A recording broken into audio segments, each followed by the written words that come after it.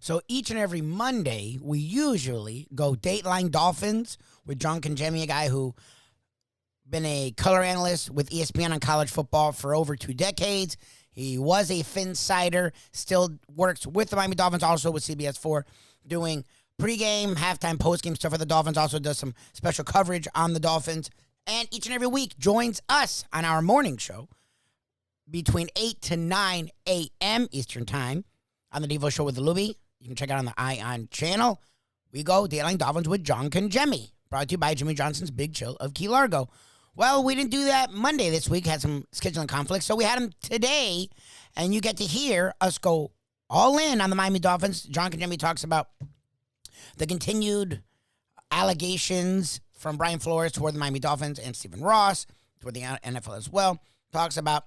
John talks specifically about Tua in regard to Justin Herbert when they came out in the draft, where they are now, and what he hopes for Tua in this upcoming season. Also talking about the coaching hires of Sam Madison, Patrick Surtain, and Wes Welker, former Dolphin greats, now on Mike McDaniel's coaching staff, looking to improve the wide receiving core and one of the better defensive backfields in all of the NFL. Take it to an even higher level. We talk about all things Dolphins right now on the Devo Show with Lubie on the 5 Reasons Sports Network with the one and only John Congemi. Well, let's get to the Miami Dolphins because they're the centerpiece of a lot of controversy, John Congemi. And I know you're affiliated with the franchise and, very much close to a lot of the people there. Somebody's lying, I guess, is the way it goes, right? Either Brian Flores is just flat out of his mind, making ridiculous assertions that have no bearing and foundation in truth, and he's persistent in doing it. I mean, and he's even back in the league, and he's still doing it, as was the case on HBO Real Sports. And the Dolphins organization consistently comes out with a hammering denial, saying that the man is seeing bugs. What do you make of this? I mean, where do you see it going, John Congemi, if you had to speculate on such things? Well, I think it is a bit of a crazy situation because you have a coach that was pretty successful at his job as a head coach of the Miami Dolphins. You know, you bring a guy in to try to win the AFC East, right? Because you're not going to go anywhere unless you do that. Well, I know that New England doesn't have Tom Brady, but he figured out how to beat Bill Belichick and the players that were still there the last 3 times they took the field. It seems like the Buffalo Bills are the new New England Patriots of the AFC East, so you got to try to figure out how to beat those guys. But you get rid of a guy that seemed to be turning the tide with 10 and 9 wins in consecutive seasons. You fire him, obviously, because there was some infighting going on between head coach and GM, head coach and owner, head coach and assistant coaches, head coach and quarterback, head coach and other players. There was a lot of things probably going on that us as laymen, as fans, as guys that are talking about the Miami Dolphins don't really relate to or see with the naked eye because you're not in the building. You're not there at practice every day. You're not around it. But obviously there had to be the tension so high in that room that something had to go. Something had to give. And it seemed like Chris Greer, and as the GM, and he's been there employed by the Miami Dolphins for such a long time, probably had a fonder ear to the owner than the head coach because of them going sideways somewhere in that relationship. So if I were to speculate or guess and kind of analyze the situation, I think all of those things probably added up and started to tumble down with the team, with the quarterback, with the coaching staff, with the front office, and all fingers pointed at Brian Flores that he was probably the guy that needed to go. The easiest way to alleviate the problem within the building. I would have had more problem if this is true, John Congemi, and we've heard speculation that, Flores was the guy that was signing off on these personnel decisions. That Flores was the guy that, even though he didn't seem to like Tua, and I don't know where he stood on the Tua Justin Herbert thing, it was somewhat justifiable at the time. I know Lubie was convinced that Tua, he didn't think much of Herbert. And now we've seen later on that turned out to be just a giant, maybe even disastrous organizational mistake. But we'll see. I mean, a few more years on the resume, and I think it'll probably prove out more likely to be true that Herbert would have been giant salvation for the Dolphins at the quarterback position. Whereas Tua, I see him maybe playing a couple of more years here and then, being cast adrift there. I don't know if he's going to be the next Brian Hoyer, but I mean, what do you see? Do you see Tua now being cemented in this quarterback position with McDaniel coming up with genius innovations? I do like the moves they're making in terms of bringing back former Dolphins and players that were well respected as coaches. And I think that's a plus. And I'm actually thinking the most effective one might be Wes Welker working with Jalen Waddle. Yeah. And I mean, if Wes Welker had the athleticism of Jalen Waddle, imagine what he would have been in the league. So I'm thinking that kind of guy, a Wayne Corbett kind of guy, can really be an effective teacher to somebody that has what appears to be like unlimited potential. So I like those moves. But do you think that Flores? I mean, what's your position on this? Because a lot of people say that Flores was making these personnel decisions, and he was the one that was bungling his own roster. And then you wonder, what the hell is Chris Greer doing? Because every time I see him, he does appear to be in the mode of, he's hanging around Stephen Ross. You mentioned he sees him in a very favorable light. It's, I'm thinking, I'm your puppet. Like, I don't know. Does he do anything, Chris Greer? That's the question. First of all, to your point, Defo, with Lubie and the quarterback situation, unless you were at all those pro days, if you took just the film of Alabama and Oregon and you took those two quarterbacks and Herbert and Tua, you would have to say, I don't know. Herbert has a live arm. He's very mobile, but in that offense and what Oregon was trying to do, you really didn't see this coming after 2 years. You didn't see, 100% that, wow, this guy's, a 99.9, if not 100, and Tua's around a, 74.8 in terms of rating him on a 100-point scale. I would have had to come away with the college film going, I don't know. Tua's pretty much a sure thing, I would think. And Herbert, I don't know. You got to cross your fingers, get to the right team.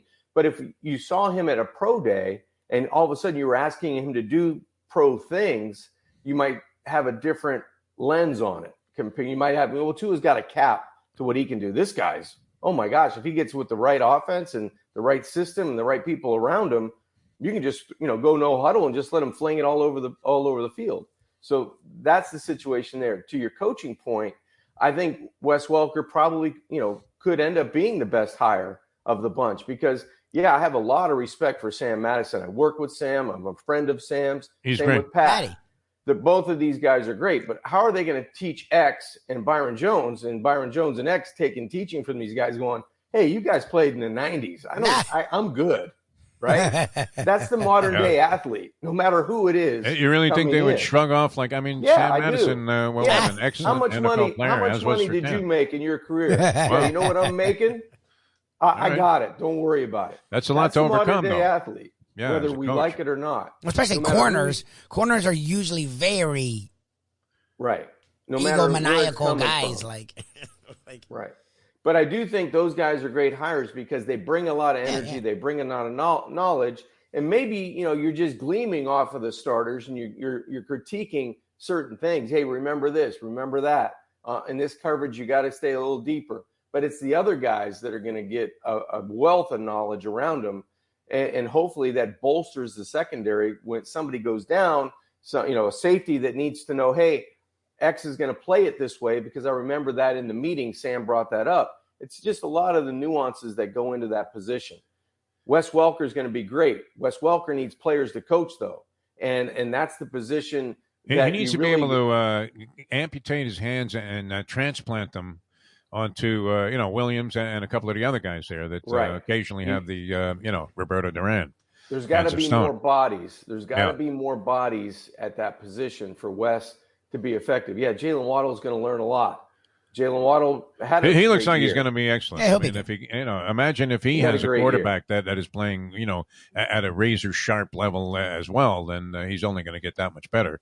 Right. With some support. So what does this do? I look at the face of Stephen Ross, and we've been kind of, tossing this around this week, John, and I kind of wanted to throw it at you as well. Because you're obviously very successful. You've done well for yourself. Your family's great.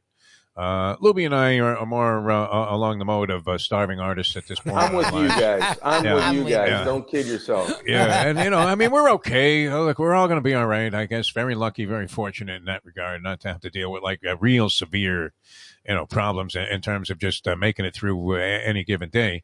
But I mean, here's Stephen Ross with billions of dollars, and we're thinking he can't buy like a moment's peace. Right, his wife just took him down for $100 million. His now ex-wife, and Brian Flores is on TV every day saying, "This guy's an asshole. He's a racist pig that wanted to lose." I mean, it's crazy. You can have all the money in the world. Is my thought on this, John. And if you can't buy a moment's peace, what good is it? Unless you just have no conscience, which I don't know. I mean, do you think Stephen Ross is sleeping well at night with Brian Flores going on television every day, pointing a finger in his face and saying, this man's an ugly pig? Defo, probably. I would have to say he's sleeping very. What was more torturous, though, the wife with the $100 million or Flores? Maybe, yeah. I mean, that's a big number. That's a big number. I don't know. Steve. You're right. Not for certain people. But there's, still a number. There's always my story, your story, and somewhere in the middle is the truth. So I think this is a long way from being over. I thought that, I'm not so sure what happened, what transpired, 2 seasons ago, a long time ago in terms of, football. But it seems like that first year, the team started so poorly. They got better around good coaching and around a guy that was more disciplined. And, I don't know what's true and what's not true, but I'm sure that'll come out in a couple more months. But I do have to say my time around Brian Flores, I enjoyed. He treated me well. My time around Stephen Ross, he's a good guy. He treated me well. I don't know where the truth lies in terms of, pay for play or pay for loss in this case. But I'm sure, both guys are going to be just fine. I just don't know. How it's going to end and when it's going to end, because this seems going to be a lingering thing going into next season. I would assume. Well, I was watching this interview again. I saw it again last night with Brian Flores and his 2 attorneys with Gumbel making the faces on Real Sports. And I mean, they didn't go into a tremendous depth, but one thing struck me and stayed with me about this whole thing, which the lead attorney said that they're more than willing to show in discovery if they're deposed in an investigation, the evidence that they have, clear evidence that they have about all of these assertions. Especially, I mean, the damaging one. Look, the racism is a vagary that I don't know. It's hard to pinpoint and say, okay, this man's a racist. I mean, how do you really say that? I mean, it's it's the theoretical, hypothetical, but in many ways, even if the guy gives evidence that these are his tendencies, but the idea that you might have paid a coach to lose is I mean, that's grounds I would have to think you would have to have this guy out of the league. So. They say they have, some kind of concrete proof of this, and it'll be interesting, very interesting to see if Stephen Ross goes. And I don't know. I mean, at this point, what do you think the fans' perception is of Stephen Ross? I mean, I kind of always defended him. Like people would call into talk shows, John, and they go, "Hey, Stephen Ross, what an asshole, man! We got to get rid of him." And I'm thinking, I don't know if he's really the problem. He had a lot of money and. He seemed to be dedicated. I know Wayne Huizenga was despised as an owner when he first, bought the Dolphins, and then people realized, wow, this guy will do anything for the Miami Dolphins. Right. So they became he became a much more likable guy, Wayne Huizenga. I think he was perceived favorably by the time he passed away, and was no longer involved with the team. But Ross looked like a guy that you would want to have as an owner. No, somebody that maybe isn't too overwhelmingly involved, but is willing to spend whatever and. It just unfortunately seemed to be listening to the wrong people. But do you think people's perceptions of Stephen Ross fans and media have changed at all in light of all of these things that have come forward? Probably a little bit. There's probably some frustration that bleeds into this situation. Fans, all they want to do is win, and they don't want to hear about the excuses. They don't want to hear about salary cap. They don't want to hear about a guy being injured. All they want to do is show up, pay for their, food and drink, pay for a good seat, and watch their team win. And if they don't win, well, it's the head coach, it's the owner, it's the quarterback. Those are the guys that are going to be first on the list that, this guy can't play, this guy can't coach, and this guy's a bad owner, no matter what the circumstances are. So, going back to Mr. Huizenga, everybody that worked for him, everybody that played for him, thought he was a great owner. Stephen Ross, look what he's done with the stadium. Look what he's done with. He just made some big score in some business deal in Palm Beach where his company bought like all of the office buildings, in the most lucrative area of West Palm Beach. Like Worth Avenue is now Stephen Ross's personal street to play stickball on. Yeah, you can't say that Stephen Ross didn't put the money and allocate the money to the Miami Dolphins that they needed to give them every chance of being successful, because he has done that as an owner. So, it's one of those things where maybe they haven't had the talent. Maybe it was the coaching. Maybe it was a combination of both. But for some reason, it's held the Miami Dolphins back. So hopefully, with McDaniel now coming in, hiring 20 plus new members of his coaching staff, you still need players. You can have all the great coaching and all the great schemes in the world, but if you don't have the players on the field that are going to determine the game ultimately, you have to upgrade there somehow, some way. And I think the Dolphins haven't had home runs in successive years in terms of free agency and draft. And I think that's where it comes back to, that's held the Miami Dolphins back on the field. Flores could easily, the facial resemblance is not as solid as you would need, but he could play Mike Tomlin in the movie. I mean, he comes off a lot like Mike Tomlin, doesn't he? Especially in an interview with Brian Gumbel the other night. Chris Greer, I mean, he looks to me like he's really a non-factor, which I think possibly holds. Who is calling the shots there on personnel if it isn't this guy? That's the question. It is Chris Greer. I mean, his personality is not a boisterous one, but he is. He just looks like one of the Ross yes men. I mean, and maybe he's razor sharp. I don't know, but it didn't seem that way. Well, sometimes when you're in that position of trying to mold a team and you're going through free agency and you're going through the draft, you have to get a little bit of luck. I don't think Miami Dolphins have had a whole lot of luck. They've evaluated the same players everybody else is evaluating, but you take a chance on a young tackle that maybe isn't as mature as you thought he could be. You're very diplomatic about this when you talk about 3 years in a row, and it's like, how come it's working for everybody else and not us? That's the thing. You watch these guys play at Notre Dame, you watch these guys play at USC, and they do a hell of a job. They interview well, they test out well. You get them on your team, and is it the coaching, is it the player, or is it a combination of both? Because they're not the same players they were in college, and they're starting for your team, and your team is struggling.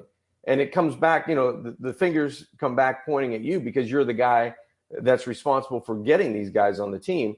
But at some point, the players have to have some type of responsibility because they're not playing up to their expectation as well. So is that just the player, or is that coaching, or is that a combination of both? We hope you all have had a great week. You've enjoyed everything we've done this week. It's been a very busy week. We've had a lot of fun. Hopefully you've enjoyed our South Florida sports coverage. Hopefully you enjoyed our conversation with John Congemi. Thanks, John, for joining us again each and every week. You can check him out Monday from 7 to 9. We'll be on, but he's on about 8 o'clock. Thanks to Jimmy Johnson's Big Chill as we go Dateline Dolphins. Just Google The Defo Show, DEFO. Also, our exclusive content podcast with the Believe Podcast Network, After Hours, Believe.com. Just search After Hours. We do special content there. We sit down and have some interesting interviews. Talk with DJ Jazzy Jeff this week, Megan Imbert, who worked with the then Washington Redskins, now the Washington Commanders, and has had some explosive things to say about Dan Snyder, specifically the owner, and just the toxic culture that went from the top down in the Washington Redskins organization. That was a very interesting conversation. And some other things we had on Believe again. Believe.com, search After Hours. And each and every day, we give you our South Florida content right here. The Devo Show with Lubie on the 5 Reasons Sports Network. Have a great weekend. We'll see you Monday. Recently, we realized it's not just hurricane season that can hurt us. Any time of year, things can happen to your home or business. And the insurance company can be your friend, but they also can be your enemy. Horizon Public Adjusters, Justina Testa, are here for you to help this process go so much easier. Before you call the insurance company, call Horizon Public Adjusters and Justina Testa at 954-809-8752. Would you go into court without an attorney? So why would you go up against an insurance company without Horizon Public Adjusters and Justina Testa? 7 to 10 times more money recovered with a public adjuster than if you went on your own. If there's no recovery, there's no fee. Give them a call at 954-809-8752.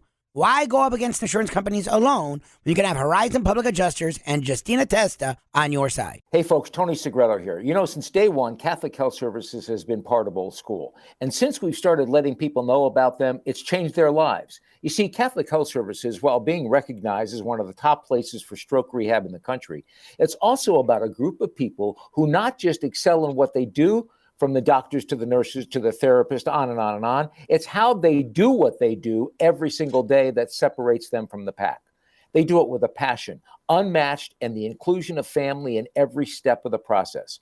Trust me when I tell you this. If you want the best, unmatched rehab with a special group of skilled, caring people, there is truly only one place, and that one place is Catholic Health Services.